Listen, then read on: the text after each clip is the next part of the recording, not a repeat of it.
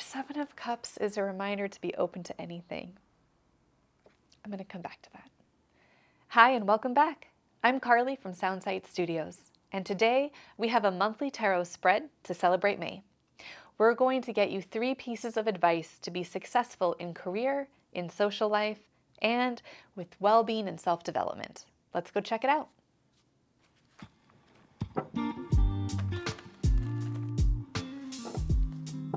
As I shuffle, let's take a deep breath in order to calm our nervous system. So go ahead and inhale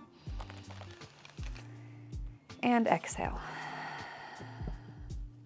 Then let's mentally set the intention that we may see things as they are and not as we want them to be.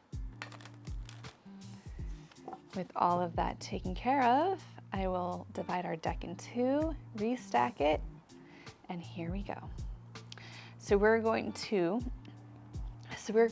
look at 3 pieces of advice for career, 3 bits of advice for relationships, and 3 pieces of advice for your own self-development and well-being this month. Okay, we are all ready to go, so we're going to begin with career. First piece of advice.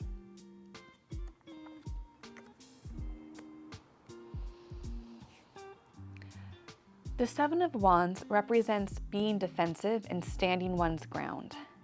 Know what your standards are, know what you're defending, know what's important to you.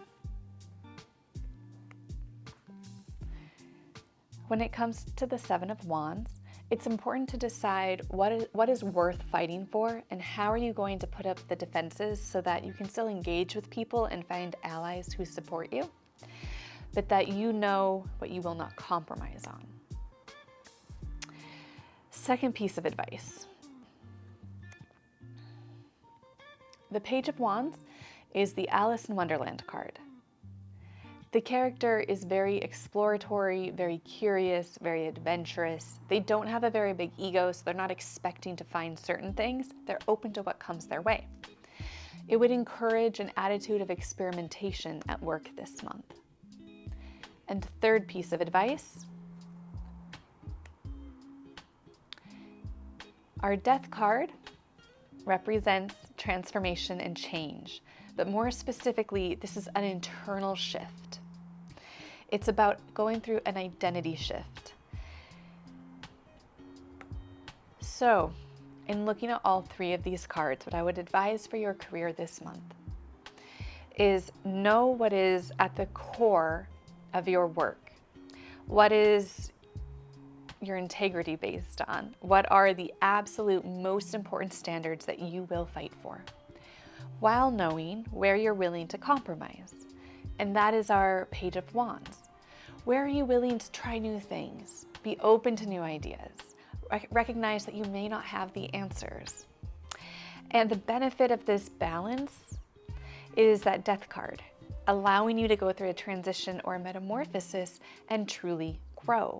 Maybe things that worked well in the past aren't going to work well this month, and there needs to be a shift and an adaptation. And it's a transition point for something bigger in your life. So don't be afraid of letting go of things and welcoming new ideas, new energy, new perspective, new identity into your career. Next up, let's look at social life, relationships. And you can choose to use this with romantic relationships or platonic or familial, whatever you're in the mood for. 3 pieces of advice. Advice number 1.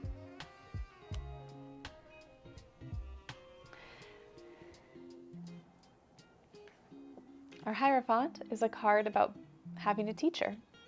Sometimes we're the teacher, sometimes we are the student, but the whole purpose of the relationship is that after having learned something, we can later transmit that and teach the next generation. So when it comes to relationships this month, you don't have to have all the answers. Ask people that know more than you, people that are a few steps ahead, for advice and guidance. Try out their advice, see if it works for you. If so, hold on to it and pass it forward down the line.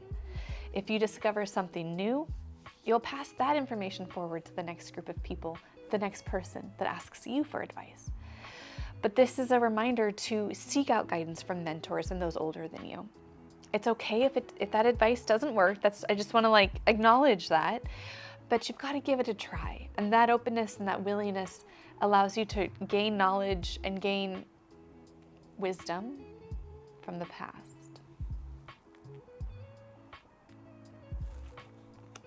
Piece of advice number 2, the Queen of Wands. So when it comes to relationships, don't be afraid to have some fun. Show off.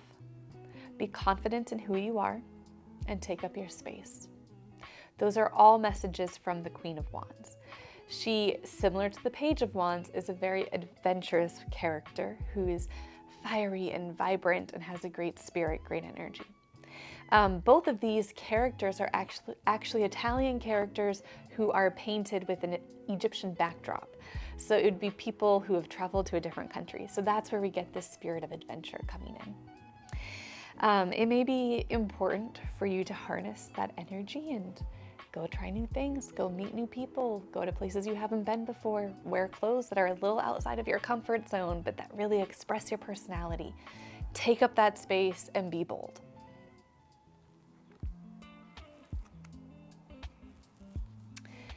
And the last piece of advice for relationships, the Three of Cups. Lean into your female friendships. Lean into those relationships that are there to support you, the social fabric in your life.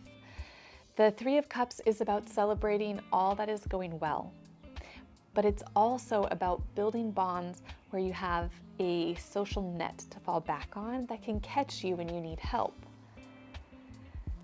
So let's look at all 3 of these cards. 2 of our characters are on thrones, and they're singular, powerful individuals, right? They have their crowns and they have these representations of authority and power. So to recap what this means, trust others who may have keys to wisdom and answers for how to navigate the relationships in your life. Go ask the opinion of older people or people that are in the type of relationship you're trying to create. Be confident yourself. Sit on your own throne of power. Take up your space. Be bold and don't be afraid to express your personality and your style through your clothing and your language and your actions. And finally, in a spread all about relationships, remember how important it is to build relationships when times are good, so you can have them when times are tough. Continue to celebrate what's going well in life and raise a glass and cheers with your friends who want to see you succeed. Let's look at self-development and self-care. Piece of advice number 1.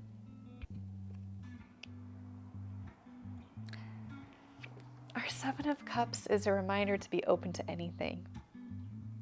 I'm going to come back to that. Advice number 2. The King of Wands is a reminder that you do have power and authority and that you need to be a motivational coach to yourself. And if you need to speak out for others, that is just a way to channel that good energy and that good advice through your own self.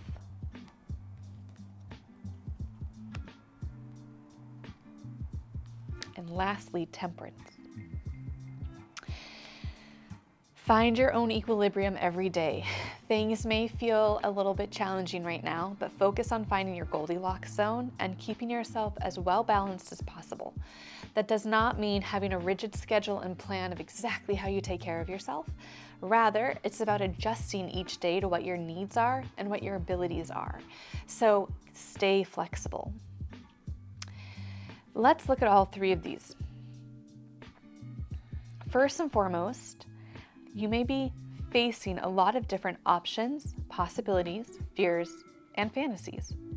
Don't get your heart set on just one thing. Don't deny yourself action because you're afraid of a potential outcome. Simply acknowledge all the possibilities, decide which ones you would most like to pursue, and go do more research. Go work towards that one. Don't let analysis paralysis stop you from success.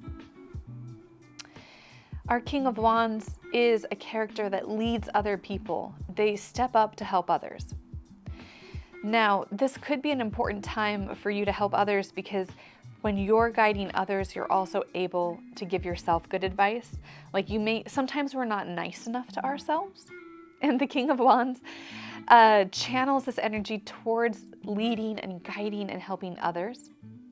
And the benefit is that they get to hear the motivational words that they're sharing. They get to hear the support and feel that energy moving through them out towards others. That could be a really important way for you to get this support coming into you. Cheer on your coworkers, cheer on your friends. Go out there and put into the world what you want to receive back. Not only will you benefit from the giving of that energy, but ideally it'll come back towards you from those friends and family members that got to receive that support. And, excuse me. And lastly, our Temperance card is about being in flow with who you are and adapting every day to what your needs are. This is not a time to push yourself to extremes. It's a time to take care of yourself and pull yourself back to a middle ground where you can feel balanced. If we look at our lines, our columns here, it's interesting to see that we have 3 wand cards going down the center, which is, and we have no pentacles here, none. It's all wands, cups, and majors, right? Wands, major, major, wand, cup, cup, wand, major. And so you may be feeling ungrounded this month, and that's okay. It's okay.